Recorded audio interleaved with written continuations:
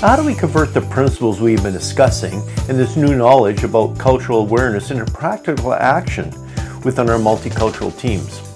As we increase our cultural quotient, how will this impact how we function as members and leaders on our various teams?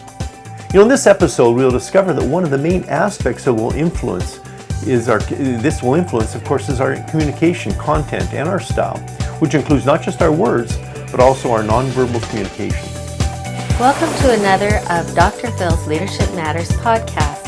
In this series, Phil will be sharing from his decades of serving and leading multicultural teams from Africa to Eastern Europe to Latin America. Just click the link in the description box to download our free resources or the complete study guide. You can also access any of his other podcasts by going to icmcanada.org/leadershipmatters.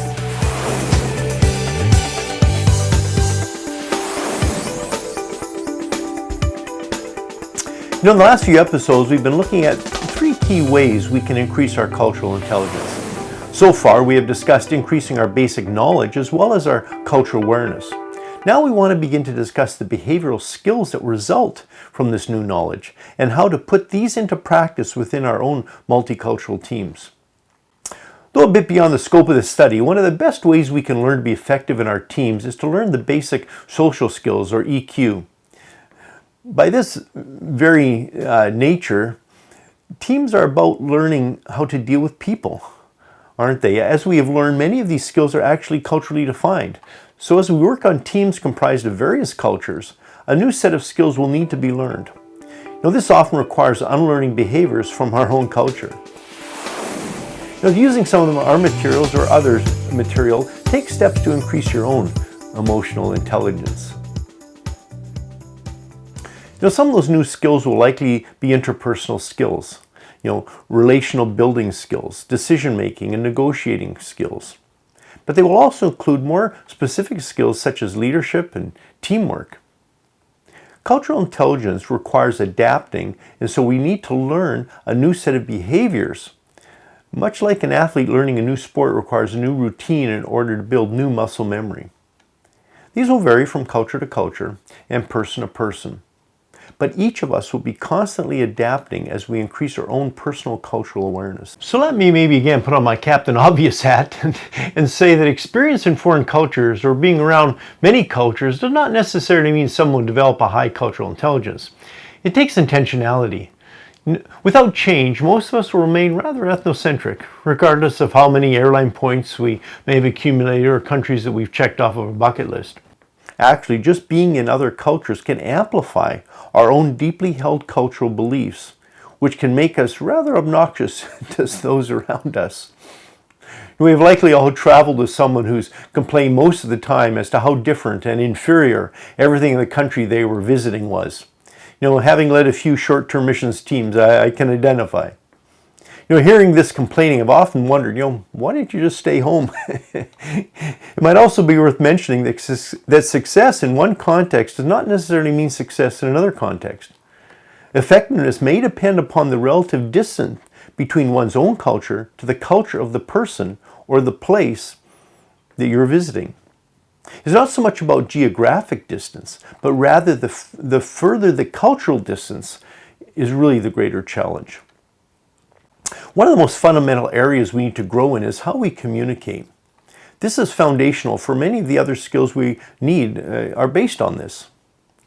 Communication is a process by which a communicator transmits messages to others who are the receivers. This can then be through the spoken or written word, nonverbal behavior, in-person, telephone, letters, emails, or any other means. The challenge with communication is the process itself. The message needs to be encoded and then sent, which then must be decoded by the receiver. But when each of these participants is from a different culture, with differing values and cultural norms, communication breakdown is common. Of course, language is the most obvious way of encoding a message. But each language has both clear and obvious meaning, of the words, as well as figures of speech. There's euphemisms and nuances that are not always so obvious. So when we are using the same language, there may be quite a different understanding of the words used to encode and then decode that same message, particularly if it's not our first language. This is further complicated by the fact that each subgroup within the majority culture also has its own vocabulary, its slang, its idioms. Since it is awkward and time-consuming to always use a translator in meetings and a one-on-one communications, often a common language is used, something like English. It is likely that this may not even be the mother language of anyone in the group. While this is efficient, the leader needs to be aware of the varied comprehension levels and ensure that true communication is actually taking place. Effort needs to be made to simplify words and clarify the meaning. Consider some of the communication challenges that are present on your team. Assess if these are due to cultural differences. Does your team use a common language? And what have been the pros and cons of this approach? Within each culture, there are certain ways that language and other codes are used. In some cultures, it is of value to be clear and direct when communicating, while in others, being polite and avoiding embarrassment is a higher value. And so communication is more implicit, it's indirect, and can seem rather ambiguous. While this is understood by those of the same culture, those from the more direct is the only way to communicate camp, they go a bit crazy in this ambiguous approach. But we need to be aware that direct communication focuses on the content, while indirect communication focuses on the context and those involved. Which is why the direct approach is more common in individualistic cultures that we looked at, and an indirect approach is more in collectivistic or social societies. Those from the more indirect approach are more concerned with the other's perceptions, their feelings, and keeping unity at all cost. So it should come as no surprise that misunderstandings and conflicts often arise with those from different types of cultures trying to communicate with each other. Since this occurs when there is face-to-face communication where one can identify body language and so on, the potential for miscommunication through indirect communication such as emails, video chats, becomes even greater.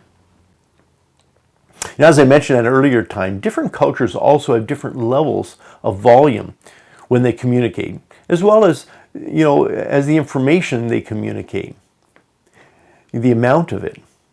Many cultures use silence for different reasons, either to elicit more dialogue, or more control, or to show respect and deference. Others, typically from more Western cultures, get increasingly uneasy the longer there is silence. But it's important to learn the cultural norms of every team member so that we can understand what they are saying through silence and build more intelligent communication between each member.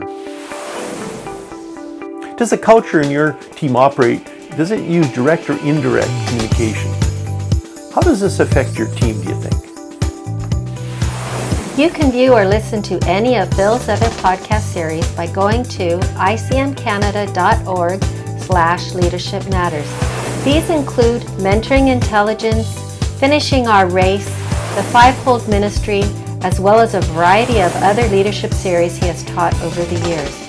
You could also check out our Christian Leadership Institute, which is a unique competency-based ministerial mentorship. To download any of our resources associated with these series, visit our library of materials at icm.org/resources. So we've been discussing culture and communication before the break. Now there are many nonverbal indicators of communication, obviously, that are universal to the human experience. This would be classified under the human nature or the pyramid or iceberg diagram that we looked at in a previous episode. For example, while a smile represents positive feelings in virtually every culture, there are nuances that some may use a smile differently, like to conceal nervousness or embarrassment, as typically happens in more Asian cultures. But there's also other nonverbal communication that we need to be aware of. For example, there's the varied use of distance when we communicate. And this varies from team member to team member. You may have noticed that if you are a close talker, others keep moving backwards as you talk to them. They keep moving away. Other conventions, such as with regards to physical touch, also need to be taken into consideration. And this can vary from only shaking someone's hand being appropriate to kissing on one cheek or both cheeks. And this can even vary between genders, what you do between male and females. Such conventions vary from culture to culture, and we need to know what is appropriate, rather than just doing what comes most natural for us. Now, growing up in Canada with a Northern European background, ethnicity, I grew up not being much of a hugger. As I've lived in other cultural contexts, however, though, I've learned to adapt. But then I found when I came back to my own country, I had to switch back so I would not freak people out by overly hugging them and, God forbid, kiss them on the cheek. Yet I also discovered that if I just shook hands in some other cultures, people would think I was cold or aloof. While others are usually rather forgiving of foreigners, there is an expiration date on being inappropriate, and the quicker you learn, the better. Low-touch cultures are typically from North America and Northern Europe and Asia, while high-touch cultures tend to be in Latin America, Southern and Eastern Europe, Africa, and the Middle East. Cultures also vary with regards to body position. When to sit down and stand up, and when and how often to bow are very complex and very difficult for an outsider to master. I remember offending my African host back in the early days by putting my foot on a chair while I was sharing. I learned that in that culture that's a no-no, and particularly showing the bottom soles of your shoes. But being perceptive and asking questions, by that we can learn what each team member is most comfortable with. Now, our gestures can also be a minefield of mistakes that can take some time to recover from. In some cultures, the same gestures can be offensive and even obscene in their meaning. For example, in some African cultures, you would never motion for someone to come to you as you would in the West. It was always done with the cupped hand downwards, not the other way around. I found out that the hard way it's very offensive. It is often best to avoid explicit gestures in other cultures until one knows what they really mean. Finally, eye contact is also an important issue and very culturally defined. Some, like Middle Eastern, Latino, and South Asian cultures, make longer eye contact, while Africans and East Asians avoid it.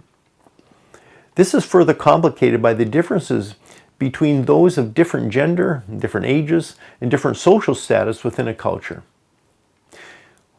Well, this is obviously a huge topic, and we can't cover it all here. But just kind of a primer so you can be self-aware of how we communicate and some of the complications involved. Even when our mouths aren't open. Maybe you can evaluate the communication style of each of your team members. Which are based on culture and which are just personality. Then maybe discuss the non-verbal communication norms that each team member has from their own culture and help them be aware of them as they interact with other team members. So as we conclude this episode, allow me to make a few more comments regarding some general team dynamics. While there will always be differences between individuals on our teams, the challenge is to get the most out of each individual on the team without allowing their cultural differences to tear the group apart or cause unresolvable friction. This is primarily the responsibility of the team leader. But really, it requires buy-in from every member on the team. So while the focus of a team needs to be on its purpose or goals, it must also focus on the relational nature of the team, or this dysfunction will guarantee it does not accomplish its common goals. Cultural intelligence is a means by which to deal with the team development in spite of the cultural differences. Analyzing the process in a team means that we have to evaluate the type of tasks or goals of the team. Due to the nature of our goals, some teams have to work much closer together than other groups. Others can get away with being more loosely organized due to the nature of their job. Cultural intelligence is important regardless of if you're meeting in person or part of an emerging virtual team, one that is primarily connected electronically. The challenge with such virtual teams is the lack of cues that face-to-face interpersonal relationships provide. Though these differences may not be as noticeable, since the team may not be close relationally, it does not mean that they do not have a great effect on the activities of the team and on individuals. This is particularly an issue if trust has not been previously developed through a personal relationship, as it is more difficult to do through electronic platforms. So consider ways you can increase the cultural intelligence of each of your team members. And what's the dynamic between the in-person, face-to-face versus the virtual and electronic connections that you have as a team? Next time I want to spend a bit more time looking at leadership within multicultural teams. And so I sure hope that you'll be able to join me then.